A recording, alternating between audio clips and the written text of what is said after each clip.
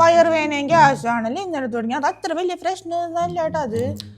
പക്ഷെ ഈ പ്രായത്തിലുള്ളവർക്ക് അങ്ങനെ കാണാറില്ല. പൊതുവെ 50 വയസ്സിനൊക്കെ മേലുള്ളവർക്കാണ്. മേബി ഇന്നലെ ഫുഡ് കഴിച്ചതിന് പറ്റാത്തോണ്ടായിരിക്കും കേട്ടോ. ഇന്നലെ എന്താണ് കഴിച്ചതെന്ന് പറഞ്ഞാണ്. രാവിലെ പയറും തേങ്ങയും പഞ്ചസാര ഇട്ട് കഴിച്ചു. പോകുന്ന വഴി കട്ടനും 3 ഇഡലിയും കറിയും വടയും കഴിച്ചു. പിന്നെ എറണാകുളം വരെ പോകുന്നുണ്ട് വിശക്കാരിക്കാൻ മസാല ദോശയും വടയും കൂടി ഓർഡർ ചെയ്തു.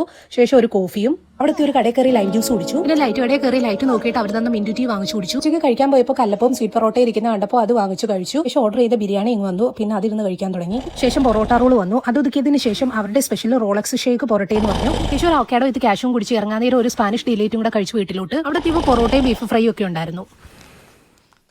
കഴിഞ്ഞല്ലേ? ഇതിപ്പോ ഇതിന്നാണ് ഗ്യാസ് ഉണ്ടായത് ഞാനെങ്ങനെ പറയൂ? ഇതിപ്പോ ഞാൻ പറയണേണ്ടല്ല, ഒരു സാധാരണ മനുഷ്യന് ഒരാഴ്ച കൊണ്ട് കഴിക്കണതാണ് താങ്കൾ ഒരു ദിവസം കുത്തിക്കയറ്റണത്. ഇപ്പോൾ താങ്കളുടെ ആമാശയം പൊട്ടിത്തെറിച്ചായിരിക്കും താങ്കൾ മിക്കവാറും മരിക്കുന്നുണ്ടാവും ഇമാതിരി തീറ്റാണെന്നുണ്ടെങ്കിൽ. ഇപ്പൊ താങ്കൾക്ക് ഉണ്ടാവുന്ന വയറുവേദന പോലും താങ്കളുടെ ആമാശയം താങ്കളെ തെറി വിളിക്കുന്നതാണ്. അത് മനസ്സിലാക്കാനുള്ള ബോധം താങ്കൾക്ക് ഉണ്ടാവണം. ഞാനിപ്പോ എന്താണ് വയറുവേദനയുടെ ഗുളികയല്ല താങ്കൾക്ക് തരാൻ ഉദ്ദേശിക്കുന്നത്.